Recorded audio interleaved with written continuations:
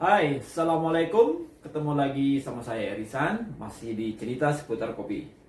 Kali ini di video ini saya mau sharing sama teman-teman tentang sebenarnya bagaimana sih produksi kopi Indonesia dan seberapa besar sebetulnya konsumsi masyarakat Indonesia di dalam minum kopi. Karena informasi ini mesti kita terus sharing sama teman-teman semua pelaku kopi supaya semua pelaku kopi tahu bagaimana perkembangan perkopian di Indonesia. So, ikuti videonya bersama saya Erisan di cerita seputar kopi.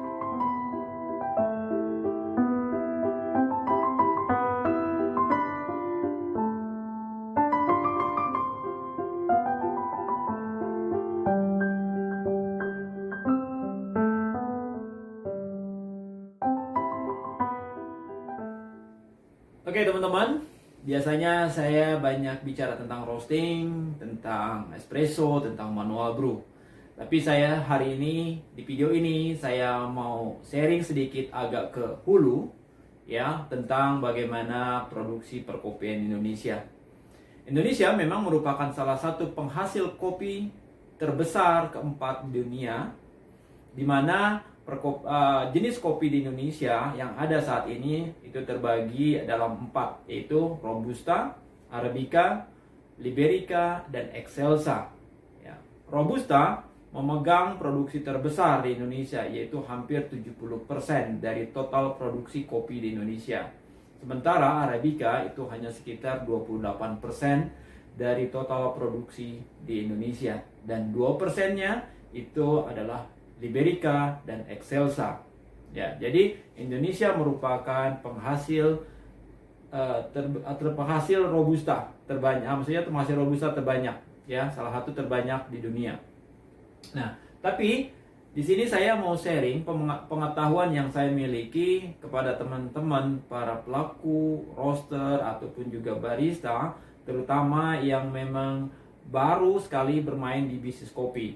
Nah, jadi di sini saya mau membagi sebetulnya berapa sih produksi kopi Indonesia, sehingga yang Indonesia pada di bawah tahun 2010 itu merupakan penghasil kopi ketiga terbesar di dunia, tapi bisa disalip oleh Vietnam. Nah, jadi di Indonesia ini sebenarnya kelihatan sepertinya banyak sekali peminum kopi. Masyarakat Indonesia itu seolah-olah adalah peminum kopi dibandingkan peminum teh. Tetapi sebetulnya sampai dari informasi yang saya dapat dan juga dari research yang saya cari mengatakan bahwa di Indonesia itu konsumsi kopi per kapita dari masyarakat Indonesia itu baru mencapai angka 1 sampai dengan 1,3 kilo per kapita per tahun. Ya. Jadi masih cukup rendah sebetulnya dibandingkan dengan negara-negara lain. Itu sebabnya kenapa seperti Amerika itu sangat sekali berkepentingan dengan kopi Indonesia ataupun negara-negara Eropa lainnya, dikarenakan memang konsumsi per kapita dari masyarakat di Amerika jauh dibandingkan Indonesia. Ya, di Amerika sendiri itu sudah mencapai angka 6 sampai dengan 7 kilo per kapita per tahun konsumsi kopinya. Ya, jadi kita sebagai negara penghasil kopi justru minat masyarakatnya atau masyarakat kita dalam meminum kopi masih rendah. Ini bisa jadi dikarenakan karena kebanyakan dari peminum kopi di negara kita ini masih berorientasi kepada kopi instan atau kopi mix, ya, kopi yang dicampur dengan creamer, dengan gula, dan juga kopi instan. Tapi itu bukan sesuatu hal yang buruk, setidaknya itu masih tetap membuat perekonomian perkopian masih terbantu. Ya, walaupun kita berharap ke depannya perkopian di Indonesia itu bisa, atau para peminum kopi di Indonesia bisa beralih kepada meminum kopi yang betul-betul murni, istilahnya tidak dicampur dengan material-material lain. Ya, jadi itu yang kita harapkan dari kita sebagai pelaku kopi, supaya kita bisa membantu petani sehingga produksi petani itu bisa berputar dengan baik dan kopi yang mereka hasilkan bisa dikonsumsi. Karena pada dasarnya yang paling penting buat petani adalah bukan seberapa mahal kopi kita bisa beli dari mereka, tapi seberapa cepat produksi yang mereka hasilkan itu bisa berputar menjadi uang. Ya, sehingga setelah menjadi uang oleh petani bisa digunakan untuk membeli hal-hal yang lain. Jadi bukan masalah berapa mahal atau seberapa mahal harga kopi yang bisa kita beli dari mereka, tapi seberapa banyak kita bisa menyerap produksi yang mereka hasilkan. Nah, di video ini saya mau sharing sama teman-teman sebetulnya 1 hektar kebun kopi itu berapa banyak bisa ditanami pohon kopi. Ya, karena informasi juga yang saya dapat dari Puslit Kakao Jember, misalkan juga dari informasi-informasi penelitian tentang perkopian Indonesia mengatakan bahwa salah satu penyebab yang menyebabkan negara Indonesia bisa tersalip oleh Vietnam di dalam produksinya adalah kita masih cukup rendah dari produksi. Ya, rata-rata produksi kebun di Indonesia, kebun kopi terutama, 1 hektarnya itu masih berkisar di antara 800 kilo sampai dengan 1000 kilo green beans. Ya, jadi 1 hektar di Indonesia masih hanya berkisar di angka 800 sampai dengan 1000 kilo green beans per hektar. Dan ini sangat jauh dibandingkan dengan negara-negara penghasil kopi lainnya seperti Brazil ataupun Kolombia ataupun Vietnam sekaligus. Jadi seperti Vietnam itu mereka bisa menghasilkan kopi dalam 1 hektar untuk green bean itu sudah mencapai di angka 1,5 sampai dengan 2,5 ton per hektar dari green bean. Jadi hampir 2 kali lipat dari nilai produksi perkopian di Indonesia.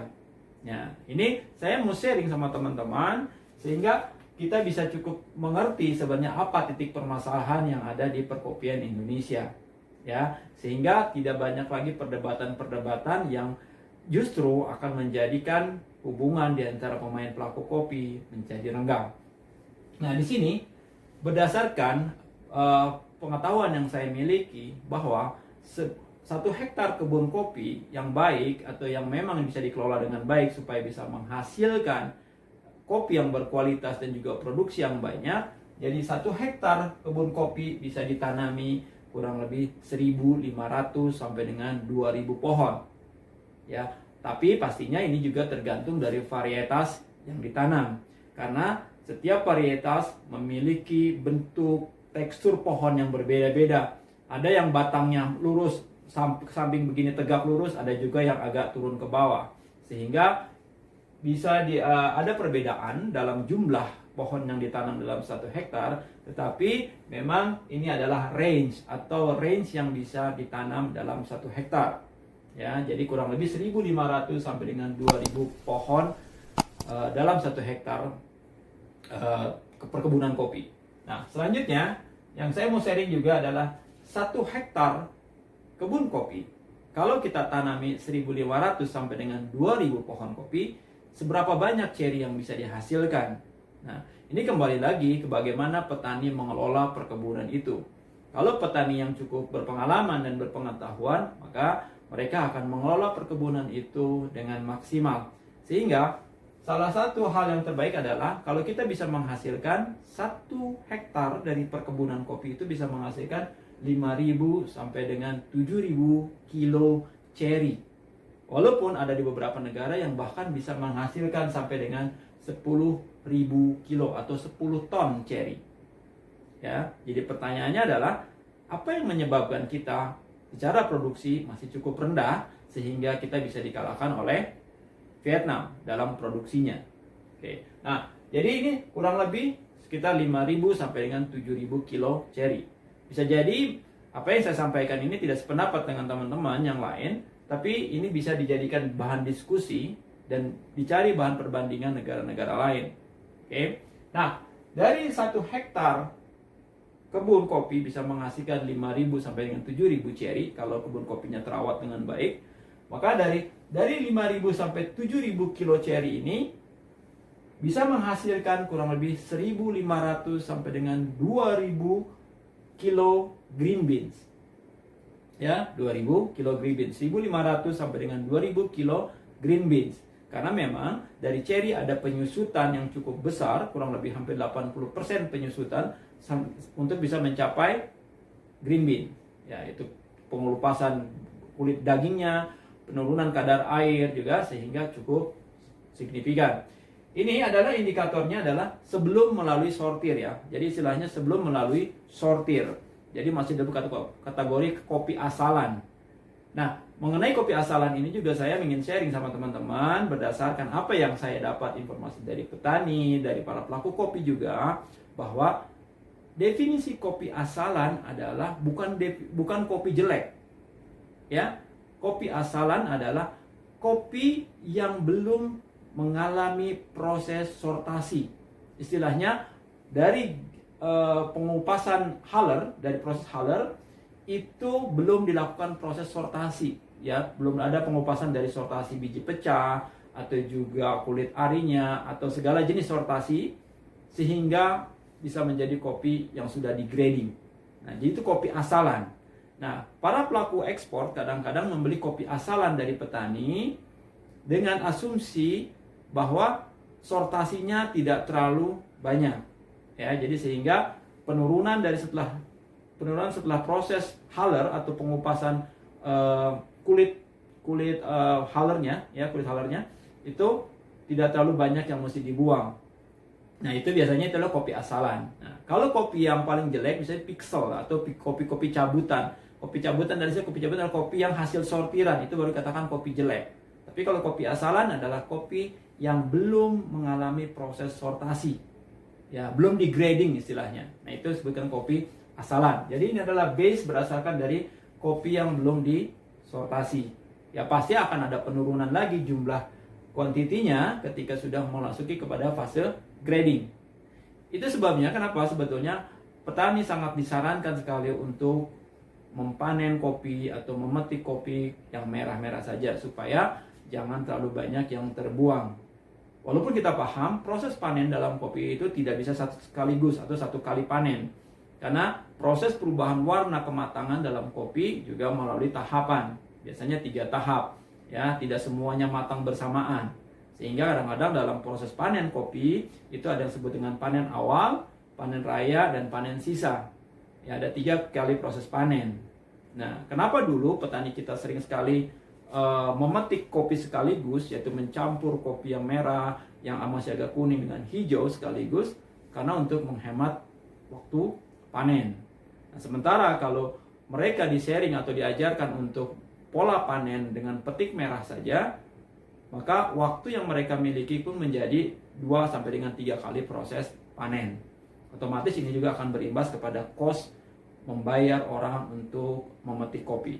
Nah, itu alasan kenapa ada beberapa petani yang enggan melakukan proses panen petik merah. Nah, selanjutnya saya mau sharing. Jadi dari 1 hektar itu bisa menghasilkan 1.500 sampai dengan 2.000 kilo green beans. Nah, dari 1 pohon kopi itu yang bagus, ya, istilahnya bagus, walaupun ada pohon kopi yang bisa menghasilkan lebih dari angka yang saya sebutkan di sini, yaitu bisa sampai 10 kilo. Tapi yang usahakan minimal 1 pohon kopi itu bisa menghasilkan 5 sampai dengan 7 kilo cherry. 5 sampai dengan 7 kilo cherry. Pasti ada di antara teman-teman yang sudah bisa menghasilkan lebih dari angka yang saya sampaikan di sini. Nah, berikutnya dari 1 pohon kopi, ya, itu bisa menghasilkan 1 sampai dengan 2 kilo green beans. Ya, jadi bisa dibayangkan sama teman-teman, dari 1 hektar itu hanya bisa menghasilkan 1.500 sampai dengan 2.000 green beans. Begitu banyak penyusutan yang dari proses awal cherry sampai dengan menjadi green bean. Ini juga yang menjadikan alasan kenapa harga kopi yang setelah disortasi atau yang sudah digrading, apalagi kalau sudah masuk kepada level specialty, menjadi cukup mahal, ya, karena memang ya tadi penyusutan cukup banyak. Oke. Nah, jadi untuk teman-teman semua, terutama para roaster dan juga para pelaku kopi di hilir, inilah informasi atau pengetahuan yang mesti terus kita gali, kita cari tahu, sehingga kita benar-benar memahami sebenarnya bisnis perkopian itu seperti apa. Ya, sehingga ini kita bisa sharing kepada orang-orang lain, sehingga mereka betul-betul paham bagaimana mengembangkan bisnis kopi bisa menjadi semakin besar. Nah, di kesempatan ini juga saya mau sharing sama teman-teman. Sebenarnya saya tipikal orang yang agak kurang setuju atau kurang mensupport ketika petani diberi bantuan mesin roasting atau juga diberi bantuan mesin espresso, ya. Karena otomatis ketika mereka diberi bantuan mesin roasting atau diarahkan petani untuk merosting kopi sendiri, ya, maka ini akan berimbas kepada pelaku roasting yang lainnya. Karena kalau kita bicara secara cost, petani adalah pemilik cost terendah dari green beans. Nah, sementara roastery adalah pemilik cost yang lumayan tinggi karena membeli kopi biasanya dari tangan kedua, apalagi kedai kopi. Ya, jadi sebetulnya saya pernah sharing sama teman saya, marilah kita fokus kepada bagian masing-masing. Jangan menggunakan istilah palu gada. Kalau ke teman saya pernah bilang, apa lu minta, gua ada. Nah, jadi petani fokuslah kepada bagaimana merawat kebun, bisa menghasilkan ceri yang berkualitas, berharga jual tinggi, dan memproses dengan baik. Nah, roastery ya fokus dengan roastery, sehingga bisa menghasilkan roasted bean yang bisa dijual kepada kedai kopi, ataupun coffee shop, ataupun juga ke cafe atau ke hotel, ke restoran. Nah, selanjutnya yang bagian hilir, fokuslah bagaimana cara membuat minuman yang enak, ya, sehingga penikmat kopi itu bisa senang. Tapi sekali lagi, ini hanya adalah pendapat saya dan tidak ada paksaan ataupun juga sesuatu yang mesti diikuti, karena semua adalah kembali kepada pribadi masing-masing, ya. Nggak ada yang melarang untuk membangun bisnis segalanya, tidak ada yang melarang, ya. Tapi etika harus diutamakan. Oke teman-teman, itu aja yang bisa saya sharing di video kali ini. Nantikan video selanjutnya, saya akan sharing tentang satu hal, yaitu bagaimana cara kita menentukan harga jual. Jadi saya akan agak sedikit lari kepada costing, ya, bagaimana costingnya. Pertama saya akan costing dulu tentang roasted bean, nanti selanjutnya saya akan sharing tentang costing, bagaimana men-costing atau menentukan harga jual minuman. So, ikuti terus video saya di channel Herisan. Sampai ketemu selanjutnya bersama saya. Assalamualaikum warahmatullahi wabarakatuh. Salam Kopi Indonesia.